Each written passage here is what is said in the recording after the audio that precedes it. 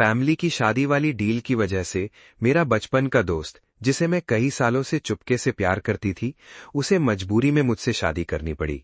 शादी के वक्त हमने एक कॉन्ट्रैक्ट साइन किया था। उसने कहा था कि उसके दिल में कोई और है और वो सिर्फ 3 साल तक मेरे साथ रहेगा। मैंने भी उससे झूठ बोला कि मेरे दिल में भी कोई और है। शादी के बाद उसने एक पति की सारी जिम्मेदारियां निभाई और मेरे साथ बहुत अच्छा बर्ताव किया। 2 साल बीत गए। एक वक्त पर मुझे लगा था कि हम हमेशा ऐसे ही खुशी से साथ रहेंगे। हम डिवोर्स कर लेते हैं। वैसे भी हमने 3 साल का वादा किया था। अब किसी और को अपनी जगह देने का वक्त आ गया है। नाम हा, शादी के वक्त तुमने ही तो कहा था कि तुम किसी को कई सालों से पसंद करती हो। अब मैं तुम्हें आजाद कर रहा हूं। तुम बिना किसी रोक टोक के उसके पास जा सकती हो और अपनी खुशी ढूंढ सकती हो। इस वजह को दादाजी भी मना नहीं कर पाएंगे। मैं खुद उनसे बात कर लूंगा। अगर मैं और रुक गई तो मुझे डर है कि बाद में मुझे पछतावा होगा। लम स्युएन, मैं डिवोर्स नहीं चाहती। तुम्हारा चेहरा इतना उदास क्यों है? कहीं तबीयत खराब तो नहीं? नहीं, 2 साल से हम पति पत्नी हैं। तुम्हें लगता है मैं नहीं समझ सकता कि तुम मुझसे झूठ बोल रही हो? कुछ नहीं है, बस पीरियड्स आए हैं। थोड़ी देर आराम करूंगी तो ठीक हो जाएगा। हाथ में क्या पकड़ रखा है? इतना जोर से क्यों पकड़ा है? कुछ नहीं, बस एक पुरानी चीज है, हाथ में ही रह गई, फेंकना भूल गई। इधर दो, मुझे छोड़ो, मैं खुद जा सकती हूँ। तुम इतनी कमजोर हो गई हो फिर भी जबरदस्ती स्ट्रांग बनने की कोशिश कर रही हो। अब तुम कोई छोटी बच्ची भी नहीं हो।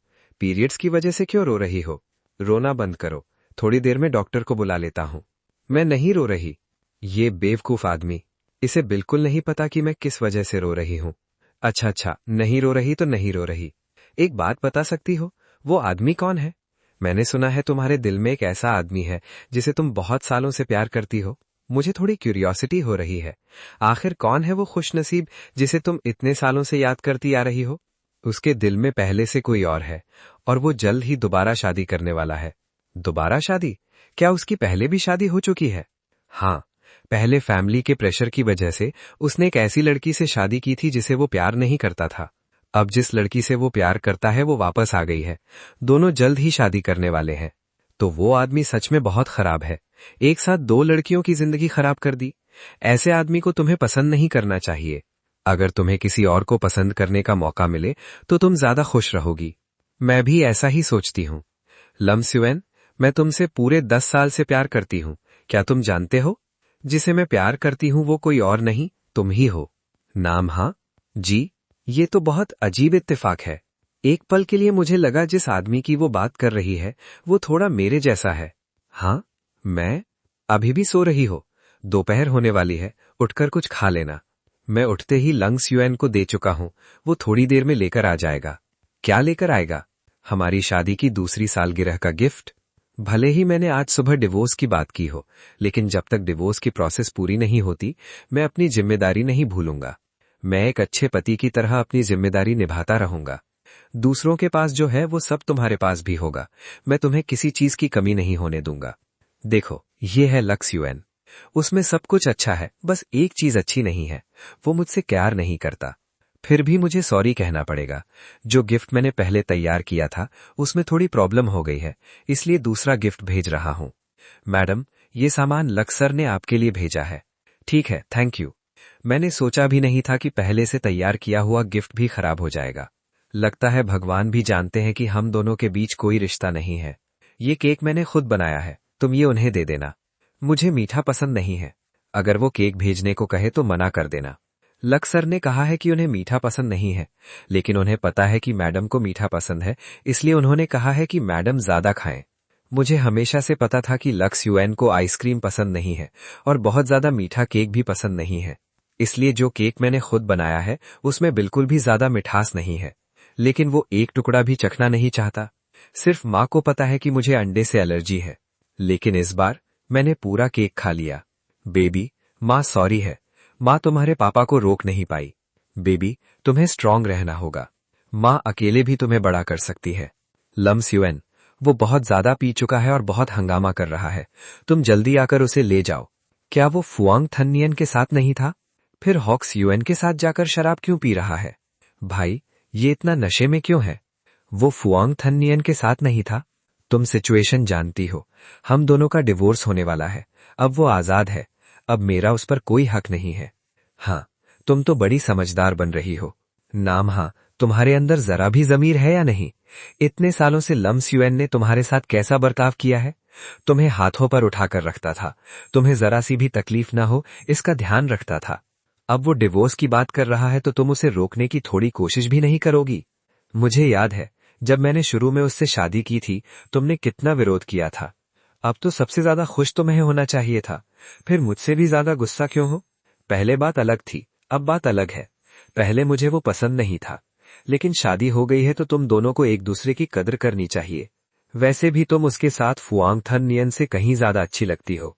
उठो, जाकर नहा लो। जल्दी उठो, अगर तुम नहीं उठे ना तो मैं तुम्हें ऐसे ही छोड़ दूंगी। तुम? चलो ठीक है, आखिर में मेरी सारी एक्टिंग भी खत्म हो गई। कल हमारा डिवोर्स हो जाएगा, उसके बाद हम दोनों के पास एक साथ सोने का भी कोई मौका नहीं रहेगा। तो आज की रात को ही हम दोनों की आखिरी याद बनने देते हैं। ठीक है। हेलो, नमस्ते। आप नामहा है ना? फुआंग मैडम आपसे मिलना पूरब चाहती है। मैडम को गलतफहमी हो गई है ना। मैंने तुम्हें पहले ही समझा दिया था, हम दोनों पति पत्नी हैं। एक ही बेड पर सोना, एक ही बेड से उठना, ये तो बिल्कुल नॉर्मल बात है। तुम्हारे चेहरे को क्या हुआ?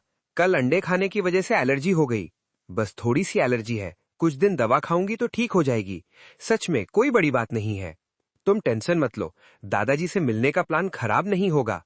दादाजी के पास जाने की जरूरत नहीं है, पहले हॉस्पिटल चलते हैं और तुम्हारा चेहरा चेक करवाते हैं। दादाजी मान गए। दादाजी की तबीयत ठीक नहीं है, इसलिए उन्होंने अपनी 80वीं सालगिरह का समारोह जल्दी करने का फैसला किया है। एक हफ्ते बाद समारोह होगा, पहले उनकी सालगिरह अच्छे से हो जाने दो, उसके बाद ही डिवोर्स की बात करेंगे।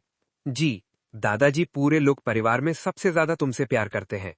मैं भी चाहती हूँ कि वो खुश रहें। तुम्हारी बात से तो ऐसा लग रहा है जैसे तुम मुझे कह रही हो कि मैं तुम्हारे साथ अच्छा बर्ताव नहीं करता। तुम डिवोर्स के लिए कुछ ज्यादा ही जल्दी में लग रहे हो। क्या हुआ, अपनी पुरानी गर्लफ्रेंड से मिलने के लिए इतनी जल्दी है? पता था कि तुम्हें एलर्जी है, फिर भी इतना ज्यादा खा लिया। दवा ली? अभी नहीं, मैंने कुछ दवा लिख दी है, तुम पहले ये खाकर देखो। डॉक्टर, मैं प्रेग्नेंट हूँ, क्या ये दवा ले सकती हूँ? प्रेग्नेंट हो? पहले क्यों नहीं बताया? मैं तुम्हारे लिए बाहर लगाने वाली दवा बदल देता हूँ, अब ये दवा मत खाना। Thank you doctor. अब झूठ बोलना भी सीख गई हो? सॉरी, मैंने जानबूझकर नहीं किया। तो मतलब जानबूझकर किया?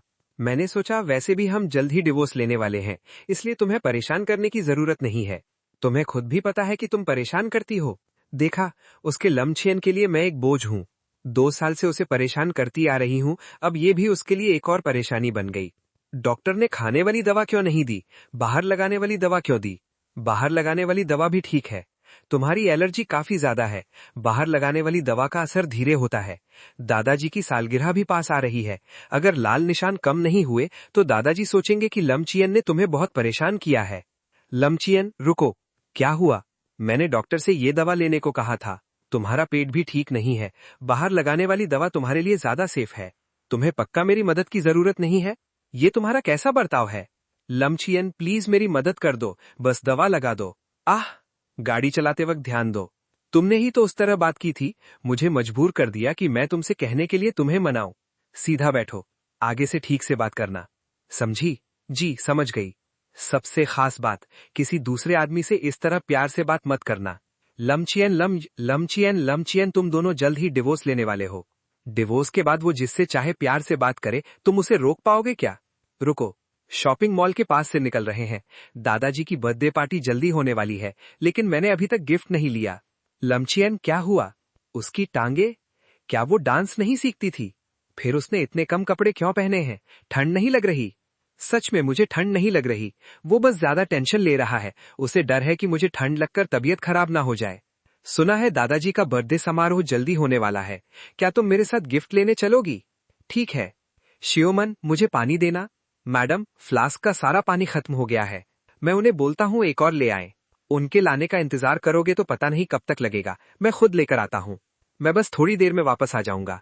जी, वो ऐसा ही है, मेरे से जुड़ी हर छोटी बड़ी बात का ख्याल रखता है, हर चीज खुद करना चाहता है। लमचियन सच में बहुत ख्याल रखने वाला है।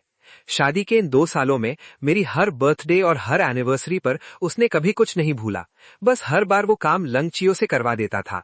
लगता है तुम्हें सच में कुछ नहीं पता, तुम्हारी टांगे ऐसी क्यों हो गई है ये भी तुम्हें नहीं पता। लमचियन ने तुम्हें कभी नहीं बताया ना? सिर्फ लमचियन ही नहीं, पूरे लुक परिवार में किसी की हिम्मत नहीं हुई कि तुम्हें सच बताए। क्योंकि दादाजी का हुक्म था। उनके हुक्म के खिलाफ जाने की हिम्मत कौन करता? सिर्फ इसलिए क्योंकि तुम्हारी माँ ने सालों पहले उनकी जान बचाई थी। तुम कहना क्या चाहती हो? उस वक्त दादाजी ने ही तुम्हारी लमचियन के साथ शादी करवाने की जिद की थी, लेकिन लमचियन बिल्कुल भी राजी नहीं था। उसने तुमसे मजबूरी में शादी की थी। नहीं, तुम झूठ बोल रही हो। जो मैं कह रही हूँ सब सच है। लमचियन ने उस वक्त तुमसे शादी सिर्फ मुझे बचाने के लिए की थी। अच्छा, अगर लमचियन तुमसे शादी करना ही नहीं चाहता था, तो क्या तुम उससे शादी करती? क्या वो अपनी मर्जी से तुमसे शादी कर रहा था? उस वक्त मुझे पता था कि लमचियन जिससे प्यार करता है वो फूरंग थनियन है। अगर दादाजी उसे मजबूर कर रहे होते तो मैं इस शादी के लिए कभी हाँ नहीं करती। लमचियन कितना जिद्दी है ये तुम जानती हो। तुम्हें लगता है दादाजी उसे जबरदस्ती शादी के लिए मना सकते थे? मैं और थनियन अलग हो चुके थे। हम दोनों ने एक समझौता किया था। समझौता 3 साल का था। मैं पूरी कोशिश करूंगा कि तुमसे प्यार कर पाऊं। अगर 3 साल बाद भी मैं तुमसे प्यार नहीं कर पाया तो हम शांति से डिवोर्स ले लेंगे। क्या तुम्हें मंजूर है? ठीक है। मैं इस बात पर यकीन नहीं करती। दादाजी ने उसे धमकी दी थी, अगर उसने तुमसे शादी नहीं की तो दादाजी मुझे विदेश भेज देंगे। फिर पूरी जिंदगी मैं और वो कभी एक दूसरे से नहीं मिल पाएंगे। इसलिए उसने हार मान ली। अब मेरी टांगों की बात। मैं तुम्हारी शादी में पहुंचने के लिए भाग रही थी, तब रास्ते में मेरा एक्सीडेंट हो गया था। मैं लगभग मर ही गई थी। मेरी दोनों टांगे खराब हो गई। तुम्हें पता है उसने 3 साल का वक्त ही क्यों रखा था? क्योंकि सिर्फ तुम अगर दादाजी से डिवोर्स की बात करती तभी दादाजी मान सकते थे। सिर्फ मेरे साथ रहने के लिए उसने बहुत कुछ किया है। उन रातों में जब वो मुझे गले लगाता था, मेरे साथ प्यार से बात करता था, क्या वो सब नाटक था? मैं तो लमचियन के बनाए हुए एक प्लान में बिना जाने नाचती रही। अगर मुझे पहले से पता होता, फिर भी मैं उसका राज छुपा लेती, क्योंकि मैं उससे इतना प्यार करती हूँ। अब तुम मुझे ये सब क्यों बता रही हो? क्या तुम मुझे ये बताना चाहती हो कि मेरी टांगे मेरी वजह से हुई हैं?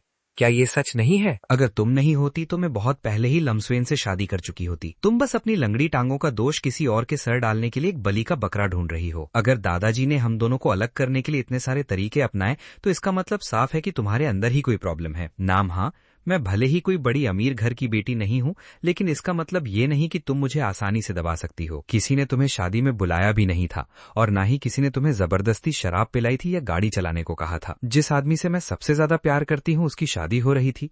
तुम्हें क्या लगा मैं नहीं आऊंगी? सबसे ज्यादा प्यार? फुआंग थन लियन, कुछ बातें लमसवेन नहीं जानता इसका मतलब ये नहीं कि मुझे भी कुछ नहीं पता। मुझे मजबूर मत करो कि मैं तुम्हारे पुराने गंदे राज सबके सामने खोल दूं। तुम बकवास कर रही हो। कोई मुझे बता सकता है आखिर हुआ क्या है? थन लियन, तुम बताओ। लमसवेन, नामहा को मत डांटो। मैं खुद खड़ी होने की कोशिश कर रही थी, लेकिन तब पता चला कि मैं बिल्कुल खड़ी ही नहीं हो सकती। ऐसा है? तो तुम अभी तक ठीक नहीं हुई हो। अचानक खड़ी होने की कोशिश क्यों की? क्योंकि नामहा ने कहा था कि वो मर भी जाए तो तुमसे डिवोर्स नहीं लेगी। मैं ये नहीं कह रही। तुम अब खुद जाकर दादाजी से डिवोर्स की बात कर सकते हो। थन लियन, हमने पहले ही सब कुछ तय कर लिया था ना। अगर तुम कुछ दिन भी इंतजार नहीं कर सकती तो दादाजी और तुम में से मुझे दादाजी को चुनना पड़ेगा। सॉरी, मैं बस बहुत ज्यादा जल्दी में थी। मुझे डर था कि तुम डिवोर्स नहीं लोगे। मुझे डर था कि तुम्हें अब मेरी जरूरत नहीं रहेगी। बिल्कुल ऐसा ही है। फुआंग न्या था, तुम किसी दूसरे के पति के साथ इतनी बेशर्मी से चिपक कर भी इतनी अकड़ से बात कर रही हो। शॉपिंग मॉल घूमने आई थी और यहाँ आकर ऐसी शर्मनाक चीज देखनी पड़ रही है। मैंने कभी नहीं सोचा था कि ऐसी हरकत मेरा ही बेटा करेगा। मैं थनलियन को नहीं डांटूंगी, उसे भी नहीं।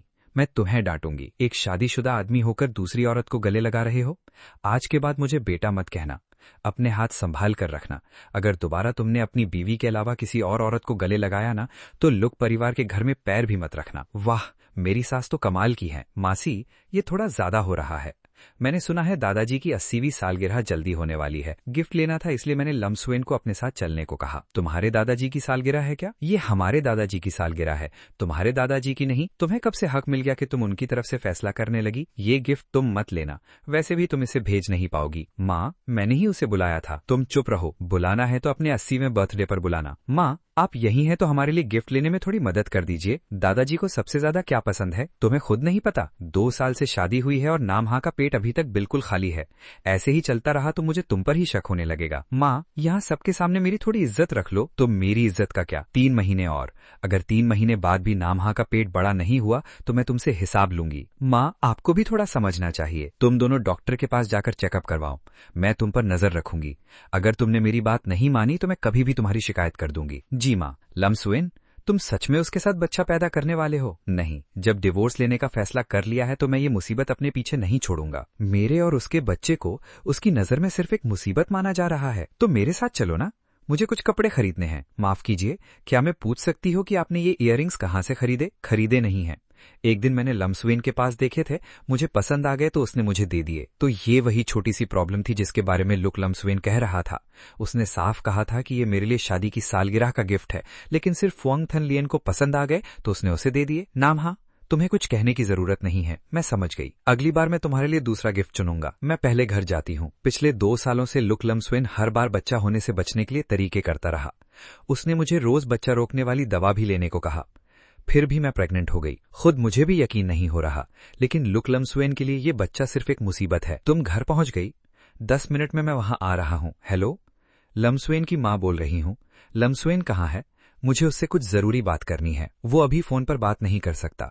थोड़ी देर बाद मैं उसे तुम्हें फोन करने को बोल दूंगी। उसने साफ कहा था कि जब तक हमारा डिवोर्स नहीं होता वो अपनी शादीशुदा आदमी वाली जिम्मेदारी नहीं भूलेगा। माँ, आप आ गई? माँ, आपको मुझे देखकर मजाक करने का मौका मिल गया। अभी थोड़ी सी शर्मिंदगी हो गई। कोई बात नहीं, बस सास माँ मुझसे उल्टी होने के बारे में ना पूछें। अभी क्या हुआ था? मैंने देखा तुम्हें बहुत ज्यादा उल्टी हो रही थी।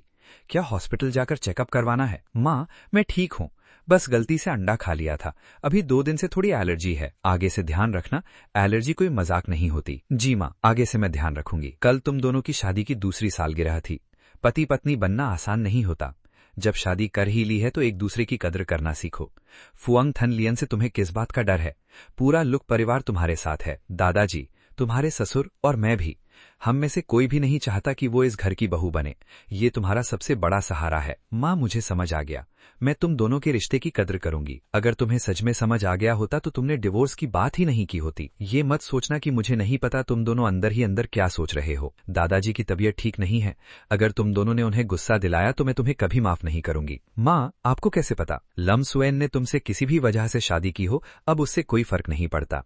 शादी हो चुकी है, अब तुम दोनों पति पत्नी हो। मैं तो चाहती हूं कि तुम दोनों मुझे एक पोता दो।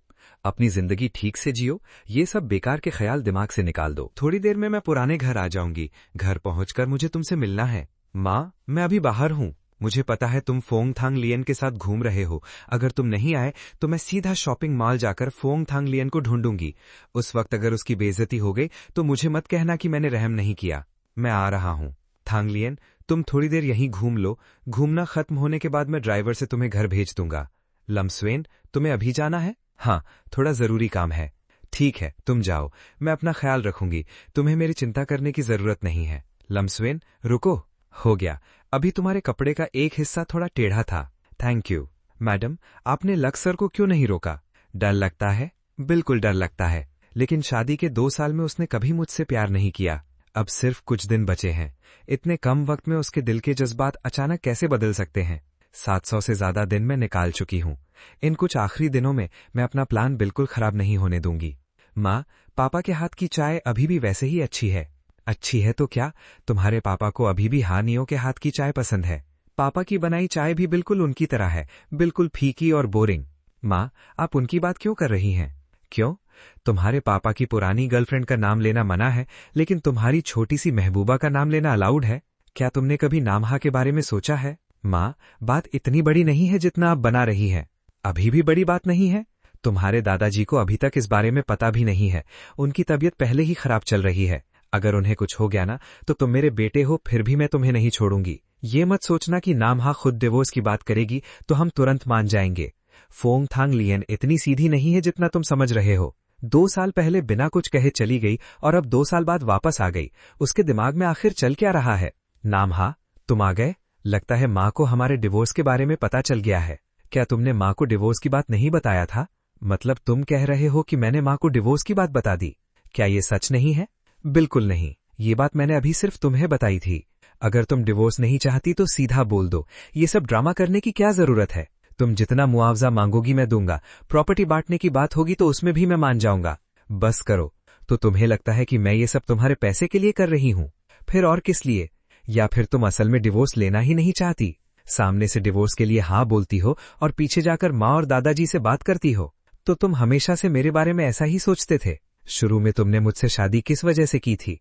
तुमने खुद कहा था कि तुमने अपनी मर्जी से मुझसे शादी की है। अपनी मर्जी से अपनी पुरानी गर्लफ्रेंड के लिए शादी को कुर्बान किया, अपनी मर्जी से मुझे अपने बनाए हुए जाल में फंसाया। लम्सवेन, तुम्हारी ये मर्जी सच में कमाल की है। बोलो, तुम समझते क्यों नहीं?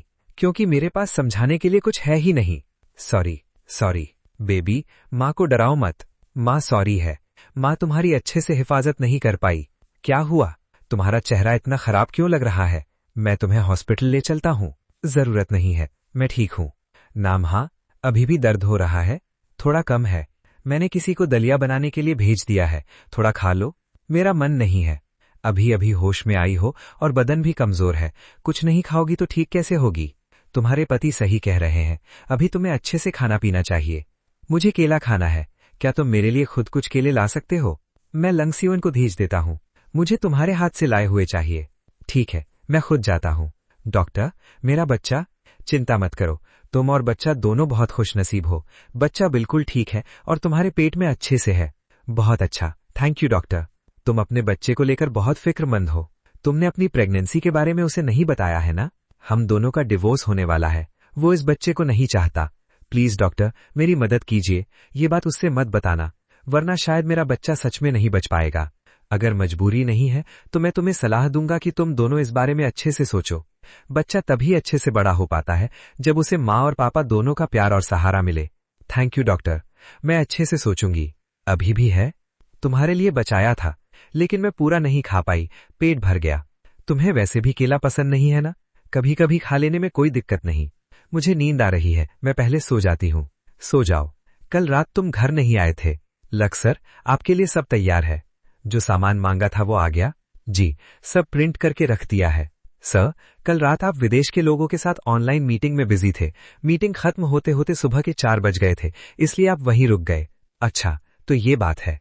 तुमने लंगसिवेन को बाहर भेजा था, मुझसे कुछ कहना था? हाँ, 1 मिनट। ये वो नया अग्रीमेंट है जो तुम्हारी बातों के हिसाब से बदला गया है, तुम इसे दोबारा देख लो।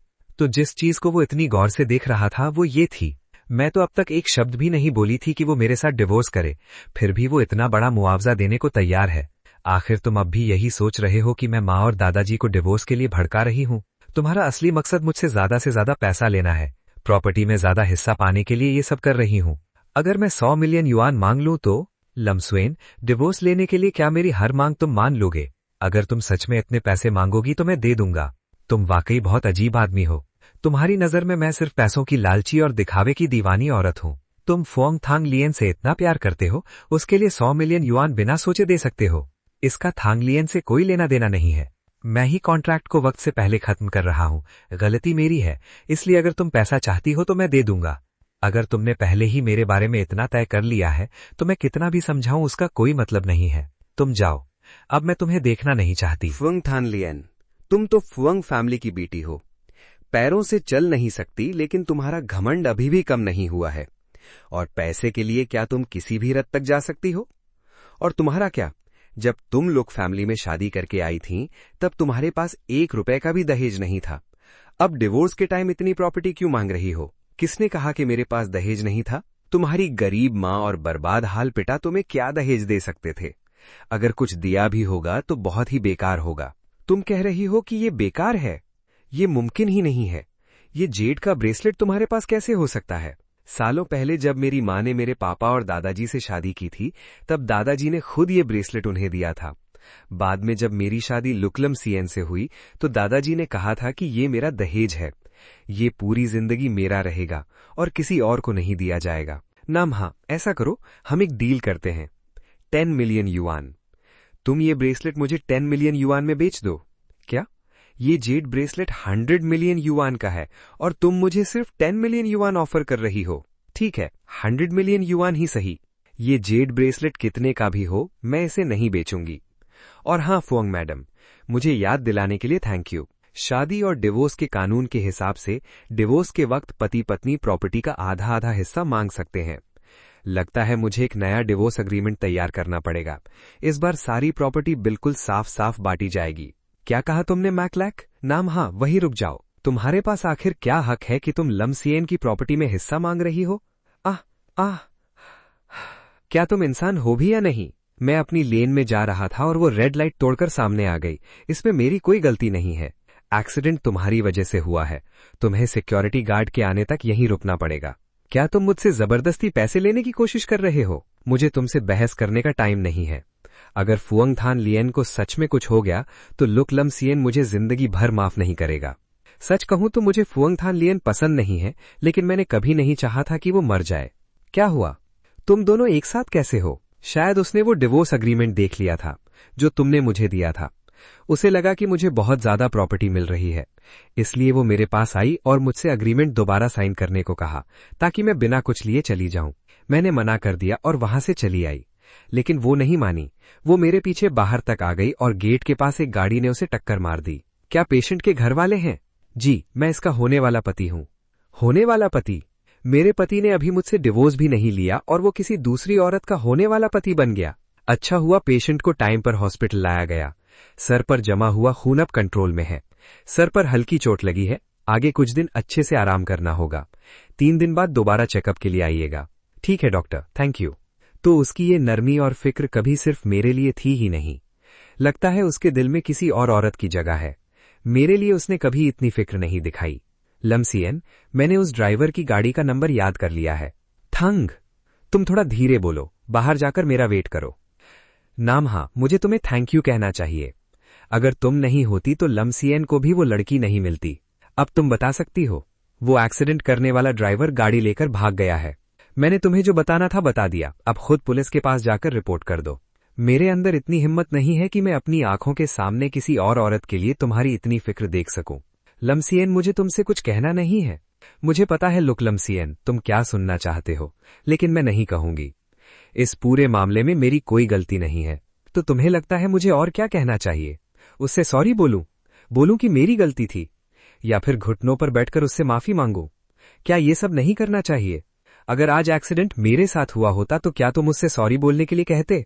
छोड़ो, मुझे तुमसे पूछना ही नहीं चाहिए था। मुझे पहले से पता था कि तुम क्या जवाब दोगे। फिर भी मैंने खुद से झूठी उम्मीद क्यों लगा रखी थी?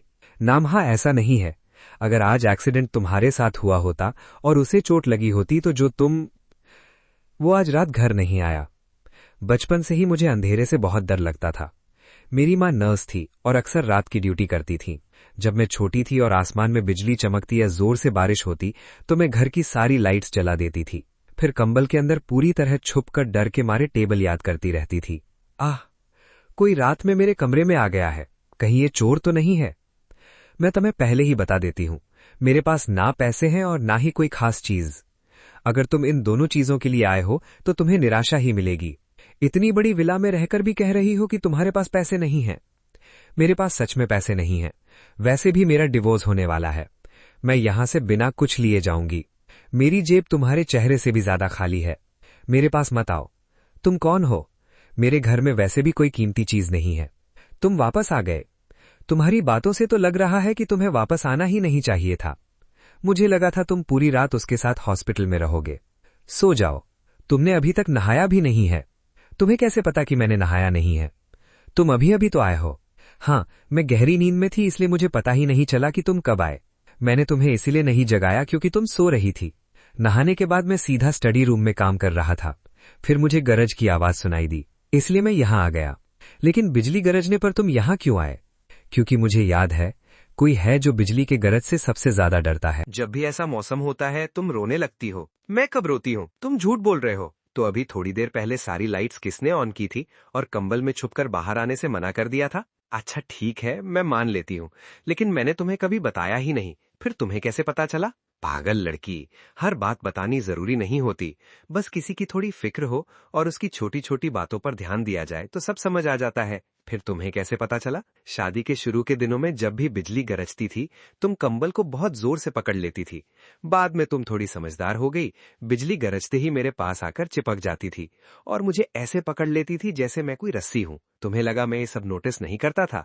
तो वो आदमी जिसे तुम इतने सालों से प्यार करती हो, क्या उसे तुम्हारी ये आदतें पता है? लमसियन, लुक लमसियन, तुम पागल हो गए हो क्या? तुम दोनों का डिवोर्स होने वाला है और ऊपर से मैंने उससे झूठ भी बोला। इस बात को सोचकर मुझे खुद पर हंसी आ रही है। फिर भी वजह वही है, उसे डर है कि वो लड़की बिजली से डर जाएगी और ठीक से सो नहीं पाएगी। दादाजी सॉरी, इतनी देर से आपके मैसेज का रिप्लाई कर रही हूँ। कोई बात नहीं, मैं गेस करता हूँ। छोटी तई फिर से देर तक सो रही होगी, है ना? अरे, आप हर बार बिल्कुल सही गेस कर लेते हो। देखा मैं कितना अच्छा हूँ। सोना बुरी बात नहीं है। अच्छे से सो, सेहत अच्छी रहेगी। बाद में मेरे लिए एक छोटा सा परपोता भी पैदा कर देना। दादाजी, मैं प्रेग्नेंट हूँ। आप इस छोटी सी जान का इतना इंतजार कर रहे हो, लेकिन मैं आपको कुछ बता भी नहीं पा रही हूँ। सॉरी दादाजी, मैं बहुत बड़ी बेवकूफ हूँ। इस सब के लिए लम्सियन जिम्मेदार है। 2 दिन बाद आपका बर्थडे है। क्या आप चाहते हो कि मैं और लम्सियन कुछ दिन मेन हाउस में आकर रहें? मैं अभी लम्सियन को फोन करता हूँ। अच्छा, मैं तुम्हारी पसंद के सारे खाने बनवाने को बोलूंगा। तुम जेलस हो क्या? लुक लम्सियन, तुम मेरे साथ ऐसे मजाक नहीं कर सकते। मुझे पता है तुम मुझसे डिवोर्स लेना चाहते हो, लेकिन अभी तक हमारा डिवोर्स नहीं हुआ है। मैं अभी भी तुम्हारी वाइफ हूँ। क्या तुम्हें अपनी पोजीशन का ध्यान नहीं रखना चाहिए?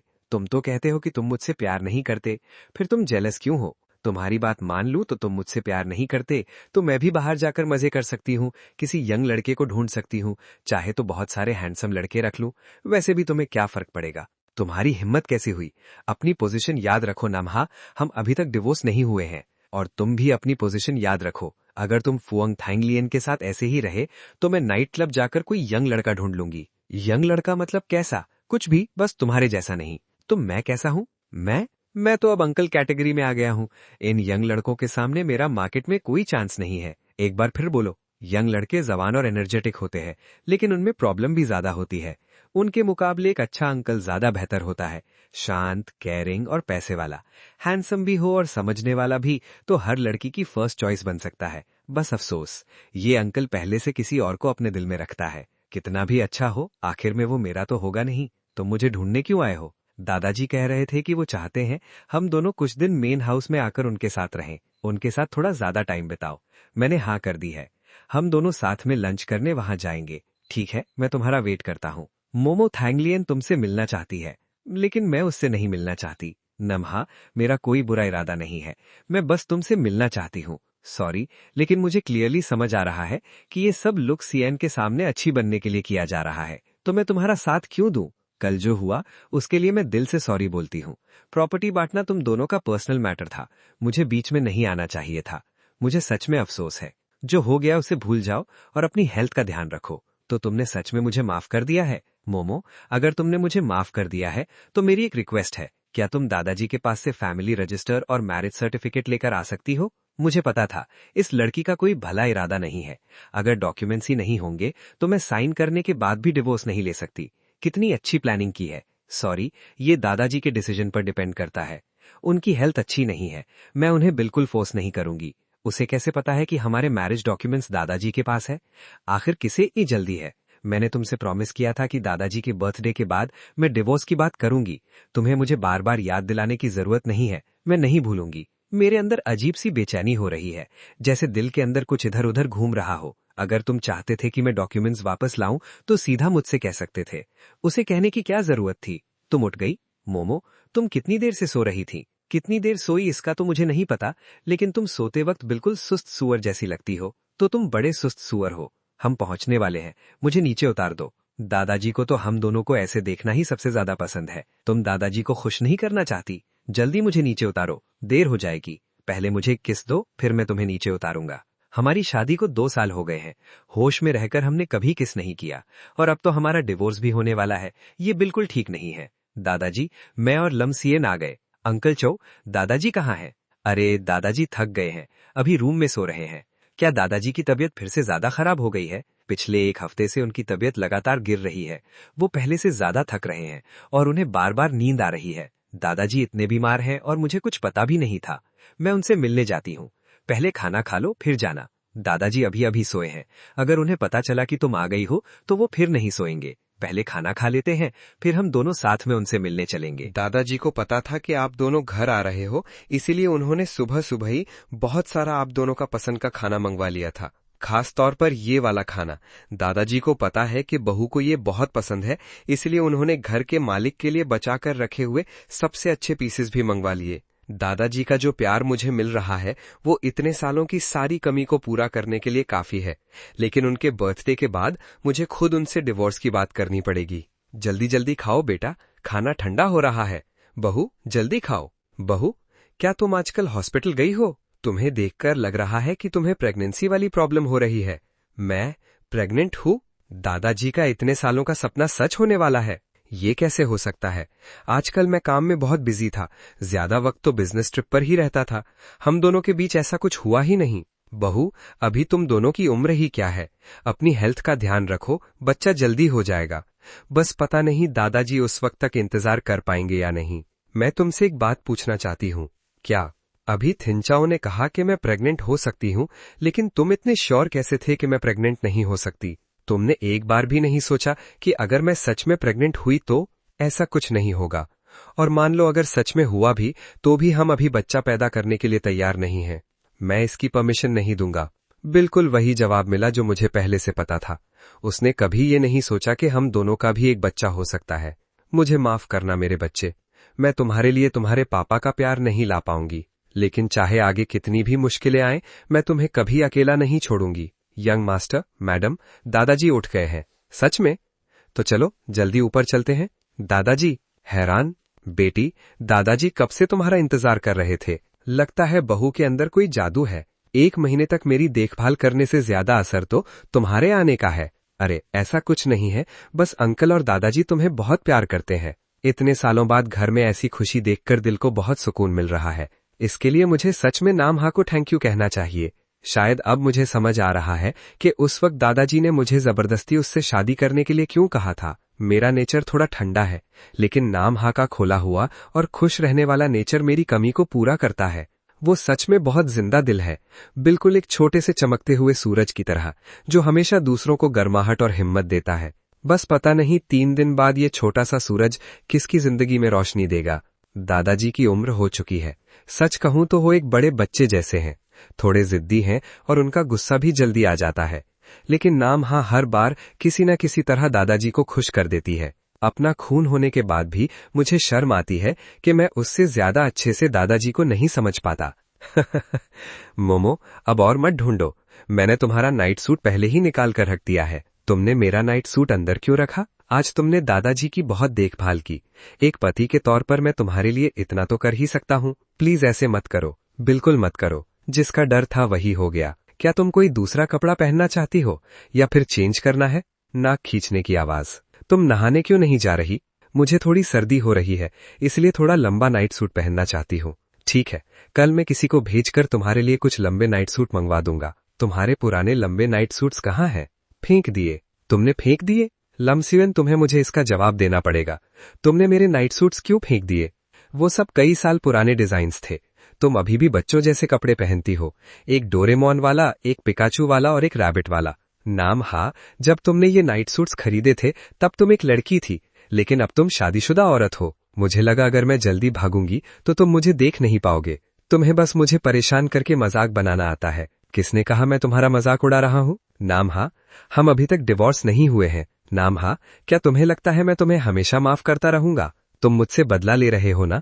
दिन में मैंने और पुअंग थाइंग लिएन को परेशान किया था, उसका बदला ले रहे हो। इसलिए जानबूझकर मुझे परेशान कर रहे हो ताकि मैं तुम्हारे सामने मजाक बन जाऊं। ऐसा नहीं है। मैं बस तुम्हें एक बात याद दिलाना चाहता हूं। आगे से तुम्हें खुद को प्रोटेक्ट करना सीखना होगा, खास तौर पर मर्दों से। तुम्हें हमेशा सावधान रहना चाहिए। तुम भी तो एक आदमी हो, तो क्या तुमसे भी सावधान रहना चाहिए? तुम इतनी सुबह उठ गई, थोड़ी देर और सो जाती। नहीं, आज दादाजी का 80वां बर्थडे है, मैं कैसे सो सकती हूँ? तुमने वो स्पेशल ड्रेस क्यों नहीं पहनी जो तैयार की गई थी? आज यहाँ सिर्फ अपने लोग और करीबी दोस्त आने वाले हैं। उन्हें पता चल भी गया तो कोई बात नहीं, छोड़ो। 2 साल से हमने अपनी शादी की बात सबसे छुपा रखी है।